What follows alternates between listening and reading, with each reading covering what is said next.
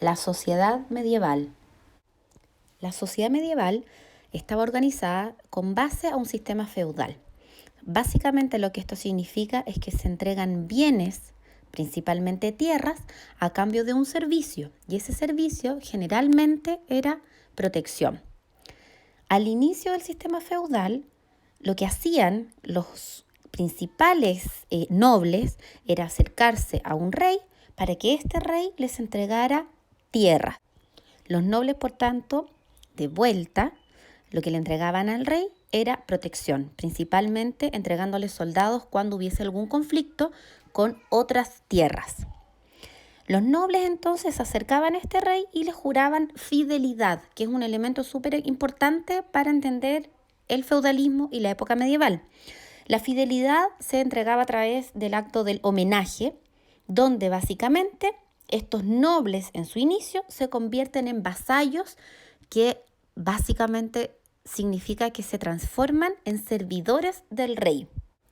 Y a medida que el régimen feudal se comenzó a difundir y a desarrollar por la Europa medieval, básicamente lo que se hizo es que al interior de una tierra, que era el feudo, se instala entonces la vivienda del señor, que es el castillo, y todos los vasallos que llegan a vivir a ese territorio se comienzan a instalar en las aldeas, ya en la zona donde se ubicaban entonces las viviendas de estos vasallos.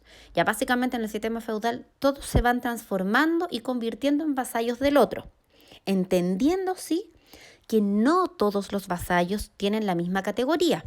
Hay vasallos más importantes, como por ejemplo los caballeros, y otros vasallos menos importantes, como por ejemplo los campesinos. Por eso, en las páginas 9 y 10 del cuadernillo, tenemos el sistema feudal y la sociedad medieval dividida de acuerdo a la importancia, comenzando desde el rey y terminando en el campesino.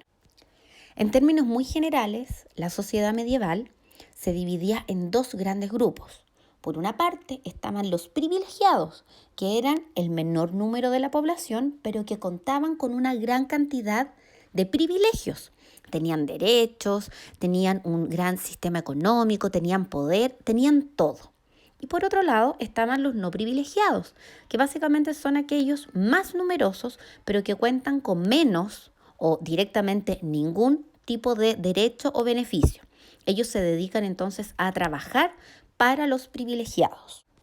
Es súper importante que no nos olvidemos del concepto de sociedad estamental, es decir, es el nacimiento el que marca la vida y el desarrollo de la vida de las personas durante la Edad Media. Es decir, si tú naces en el grupo privilegiado, durante tu vida te vas a mantener en este grupo privilegiado. Quien encabeza el grupo de privilegiados siempre va a ser el rey y el monarca, ¿ya? Y como aparece en el cuadernillo, es el grupo más importante, la persona más importante junto con su familia. Ellos son los dueños de todos, tienen todo el poder y todos los respetan.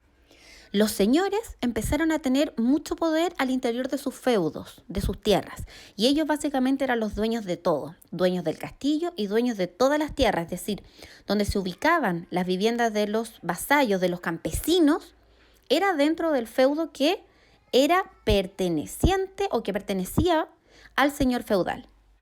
Como alcanzamos a mencionar en clase, la Iglesia Católica durante la época medieval tuvo muchísimo poder.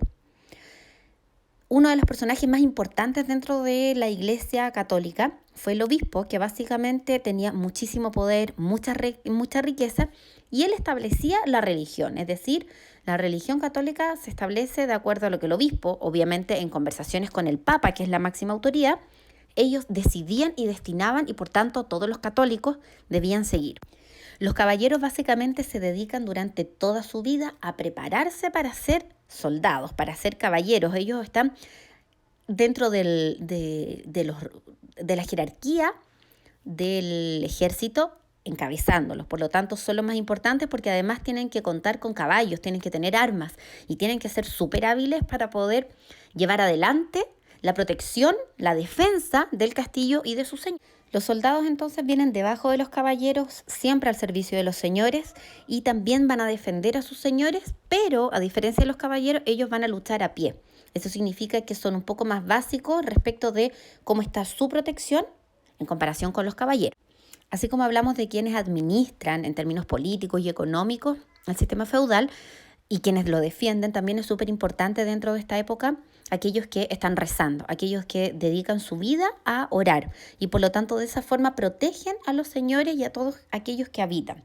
Ya por eso los monjes fueron súper importantes y por eso dentro del grupo de los monjes se encontraban también a aquellos que se dedicaban dentro de los mismos conventos, o sea, dentro del mismo lugar donde vivían, se dedicaban a entregar educación básicamente a través de la copia de textos clásicos que ellos elegían y que por lo tanto le pedían a sus alumnos que los copiaran, que los transcribieran en otras hojas y así por lo tanto iban guardando una gran cantidad de libros.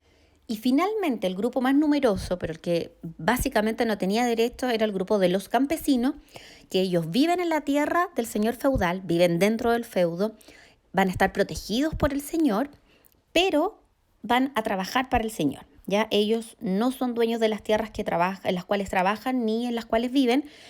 Por lo tanto, por eso, como aparece en el cuadernillo, los campesinos son pobres y su vida es muy dura, ¿ya? Porque básicamente carecen de todo tipo de derechos o algún tipo de privilegio. Espero que hayan pasado de una imagen similar a esta a una imagen como esta y que les haya servido este video. Si no entendieron algo, por favor me escriben y los ayudo de vuelta. Un abrazo muy grande y espero nos veamos pronto. Cariños.